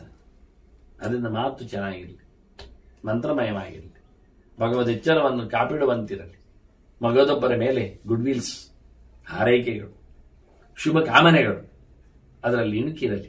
ಅದರ ನೆಲೆಯಲ್ಲಿ ಪಂಚವಿಧವಾದ ಶೌಚವನ್ನು ನೋಡಿ ಎಷ್ಟು ಚೆನ್ನಾಗಿದೆ. ಕರ್ಮ ಅಂದ್ರೆ ವೃತ್ತಿ ಅಂತ ಅರ್ಥ ಮಾಡಿಕೊಂಡ್ರೆ ದುಡ್ಡು ಬರುವುದು ಅಲ್ಲಿಂದ ಹೇಳಿದ್ರೆ ಅದೊಂದು ದೊಡ್ಡ ಸಂಗತಿಗೆ. ಕೃಷ್ಣ ಹೇಳಿದ್ದರಲ್ಲಿ ಮನಃಶೌಚಂ ಕರ್ಮಶೌಚಂ ಅಂತ. ನಿನ್ನ ವೃತ್ತಿ ಏನು? ಲಂಚ, ಮೋಸ, ಕಪಟ, ಅಪ್ರಾಮಾಣಿಕತೆ, ಒಳಗೊಂದು ಹೊರಗೊಂದು, ಬೇಕಾದಾಗ ಎಲ್ಲ ಆಗಿ ಹೋದ್ರೆ ಕರ್ಮ ಎಷ್ಟು ಶುದ್ಧ.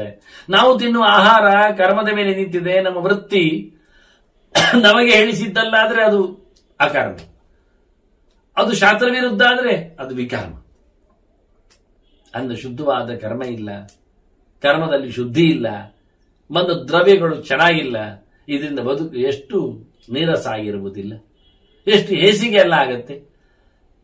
ಆದ್ರೆ ಇಂತಹ ಶುಚಿವಂತರನ್ನು, ಸ್ವಾಧ್ಯಾಯ ನಿರತಾನ್ನು, ಶುಚಿಯನ್ನು ಬಹಳ ವಿಶೇಷವಾಗಿ ಅಗ್ನಿಹೋತ್ರ ಬರಾನ್, ಅಗ್ನಿಹೋತ್ರ ವ್ರತಪರಾನ್, ಬಗೆಯ ವ್ರತಗಳನ್ನು, ದೇವರ ವ್ರತಗಳನ್ನು ಮಾಡಬೇಕು ಕಾಲ ಕಾಲಕ್ಕೆ ಅನುಗುಣವಾಗಿ.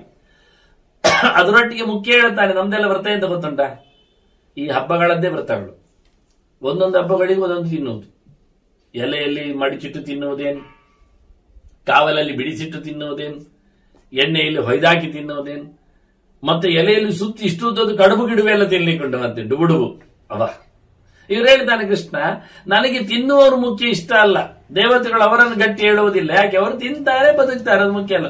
ಉಪವಾಸ ರತಾನ್ನ ದಾಂತಾನ್ ಅಂತಾನೆ. ನನಗೆ ಒಳ್ಳೆ ರೀತಿಯಿಂದ ಕಾಲ ಕಾಲಕ್ಕೆ ದೇವರ ಹೆಸರಿನಲ್ಲಿ ಉಪವಾಸ ಮಾಡುವವರು ಬೇಕು. ಒಂದೊತ್ತು ಉಪವಾಸ, ಎರಡೊತ್ತು ಉಪವಾಸ, ಕೊನೆಗೆ ದಿನ ಇಡೀ ಉಪವಾಸ.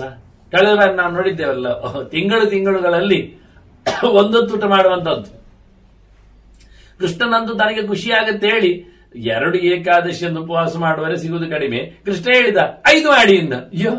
ಹೋಗಿ ತಿಂಗಳಿಗೆ 5 ಉಪವಾಸ ಮಾಡಿ.